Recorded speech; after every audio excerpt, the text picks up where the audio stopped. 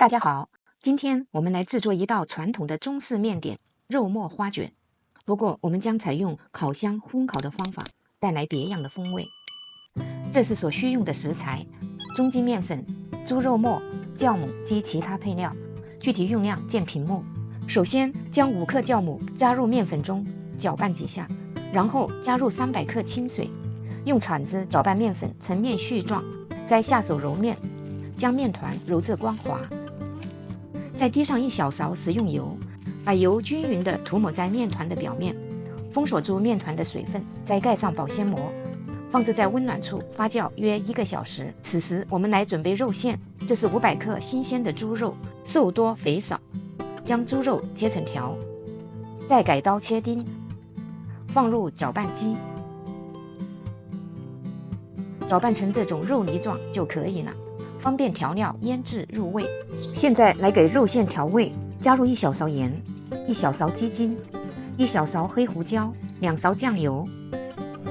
1勺料酒，下手抓拌均匀，把调味料都抓拌进肉里，让调味料与肉完全融合在一起，放一旁备用。现在调制1个香辣油，小碗里装入白芝麻、辣椒粉、13香，再加入1小勺盐，然后将2勺烧热的滚油淋上去，激发出调料的香味，再用勺子搅拌均匀，像这样的浓稠度正好。1个小时后，面团发酵好了，差不多2倍大，取出面团。发酵好的面团非常的蓬松暄软，揉面垫上撒点干面粉，将面团移到揉面垫上，再撒上点干面粉在面团上揉匀，用手将面团团成圆形，用切刀将面团分成4等份，再把每1等份搓成光滑的圆形。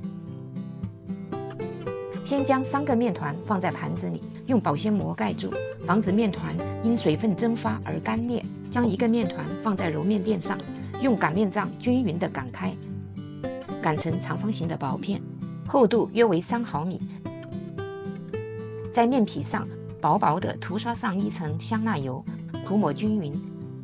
再将肉馅均匀地抹在面皮上，薄薄地铺上1层，最后再撒上1层葱花，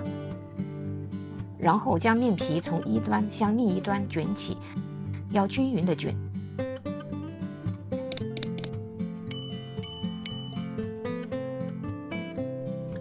收口处要捏紧，以免在烘烤的过程中裂开。将面团的外形稍稍整理一下，用刀在面团的中间对半切开，切成均等的2条。将一半的面团有肉馅的一面铺向揉面垫上，再薄薄地刷1层油在面皮上，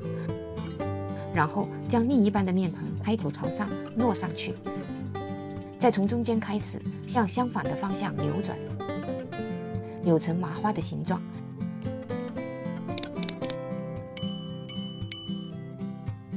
将整形好的花卷摆放在烤盘上，花卷之间留适当的空隙，盖上保鲜膜，静置10分钟。10分钟后，花卷明显变大，胖嘟嘟的，很漂亮。